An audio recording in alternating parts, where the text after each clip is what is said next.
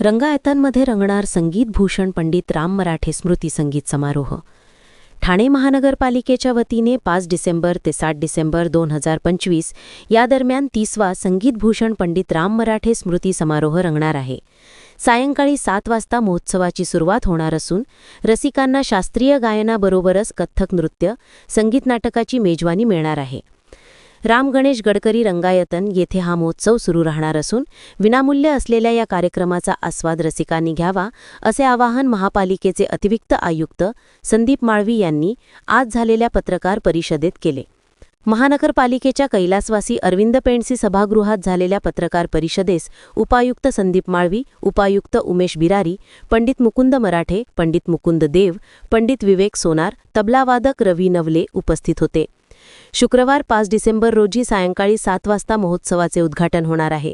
आपल्या अनेक दशकांच्या समृद्ध गायन प्रवासाने महाराष्ट्राच्या संगीत परंपरेला अमूल्य योगदान देणाऱ्या व आपल्या आवाजातील माधुर्य, श्रुतीसाधना, स्पष्ट उच्चार व भावपूर्ण अभिव्यक्तीमुळे आपण महाराष्ट्राची एक मानबिंदू कलावंत म्हणून ओळख निर्माण करणाऱ्या आशा खाडीलकर यांना संगीतभूषण पंडित राम मराठे पुरस्काराने सन्मानित करण्यात येणार आहे. रोख ₹51,000 सन्मानचिन्ह असे या पुरस्काराचे स्वरूप आहे. कथ्थक या अभिजात भारतीय नृत्य प्रकाराच्या युवा साधक म्हणून संगीताची साधना करणाऱ्या निधी प्रभू यांना पंडित राम मराठे युवा पुरस्कार प्रदान करण्यात येणार आहे.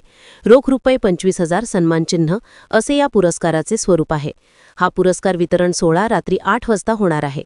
हा कार्यक्रम सर्व रसिकांसाठी विनामूल्य असून या कार्यक्रमाच्या प्रवेशिका राम गणेश गडकरी रंगायतन नाट्यगृहावर उपलब्ध होणार आहेत.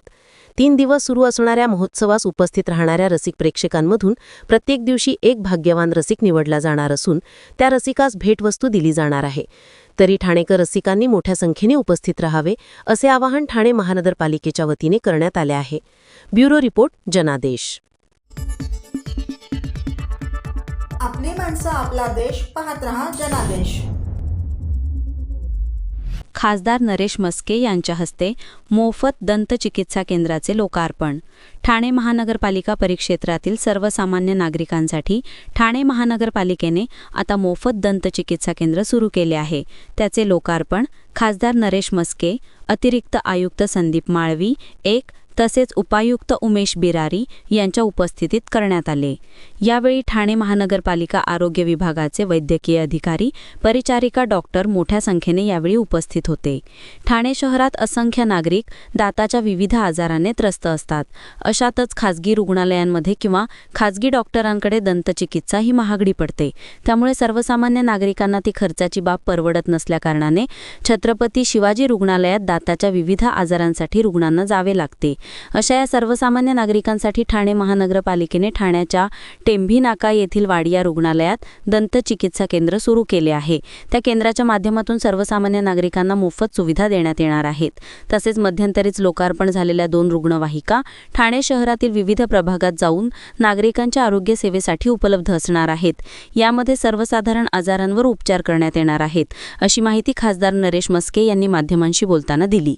या रुग्णालयामध्ये आजच एक दंतचिकित्सा अत्याधुनिक सुपर स्पेशालिटी असं क्लिनिक आम्ही सुरू केलेलं आहे. तुम्हाला माहिती आहे की दंतचिकित्सा करता हजारो रुपये लागतात. बरं, एकदा जाऊन ते चिकित्सा होत नाही, वारंवार त्या ठिकाणी जावं लागतं. 10,000 15,000 रुपये असे त्या ट्रीटमेंट करता लागतात. परंतु ही मोफत ट्रीटमेंट देण्याची आम्ही सुविधा आमच्या महानगरपालिकेच्या वतीने आम्ही केलेली आहे. त्याचबरोबर दंतचिकित्सा म्हणजे रेग्युलर तपासणी व्हावी या हेतूने आमच्या 2 व्हॅन आहेत. त्या झोपडपट्टी भागामध्ये चाळींच्या माध्यमातून ज्या ज्या ठिकाणी लोकांची मागणी असेल त्या ठिकाणी जातात. डॉक्टर्स असतात. रेग्युलर मुलांची तपासणी केली जाते, ज्येष्ठ नागरिकांची तपासणी केली जाते, त्याच्यावर औषधोपचार केला जातो. मला वाटतं अशा पद्धतीने योजना राबवणे ठाणे महानगरपालिका ही पहिली महानगरपालिका असेल. लोकांना सेवा देण्याच्या दृष्टीने, गोरगरीब जनतेच्या दारापर्यंत आरोग्य सेवा देण्याच्या दृष्टीने आम्ही प्रयत्न करतो. ब्युरो रिपोर्ट, जनादेश. आपली माणसं, आपला देश, पाहत रहा जनादेश. सर्व नागरिकांना आवाहन करण्यात येत आहे की सध्या डासांमार्फत पसरणाऱ्या डेंग्यू या आजाराचा प्रसार रोखण्यासाठी प्रत्येकाने पुढील प्रमाणे कार्यवाही करावी. डेंग्यू आजार एडिस इजिप्ती हा डास चावल्याने होतो. या डासांची पैदास साचलेल्या किंवा साचवलेल्या स्वच्छ पाण्यामध्ये होते.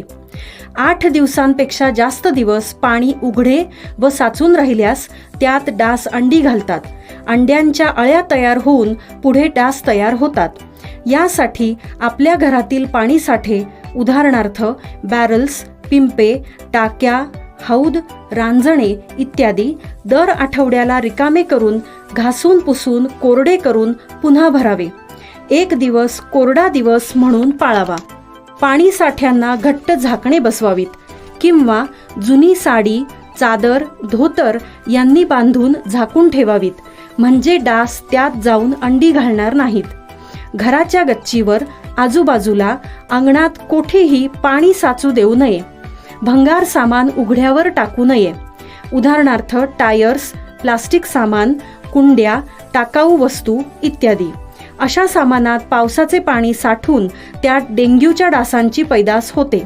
घरातील कूलर्स, फ्रीजच्या पाठीमागील ट्रे हे देखील वेळोवेळी कोरडे करावेत. लक्षात ठेवा, नुसत्या फवारणीने डास घनता कमी होत नाही, तर त्यासाठी डास पैदास ठिकाणे नष्ट करणे ही आपल्या सर्वांची जबाबदारी आहे. कोणताही ताप अंगावर न काढता जवळच्या शासकीय रुग्णालयात मोफत औषधोपचार घ्या. अशा प्रकारे नागरिकांनी सहकार्य केल्यास डेंग्यूचा प्रसार रोखणे सहज शक्य आहे.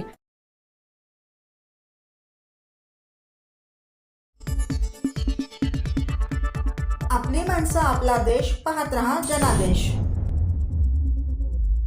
BSUP योजनेतील 6,000 सदनिकाधारकांचे करारनामेच नाहीत.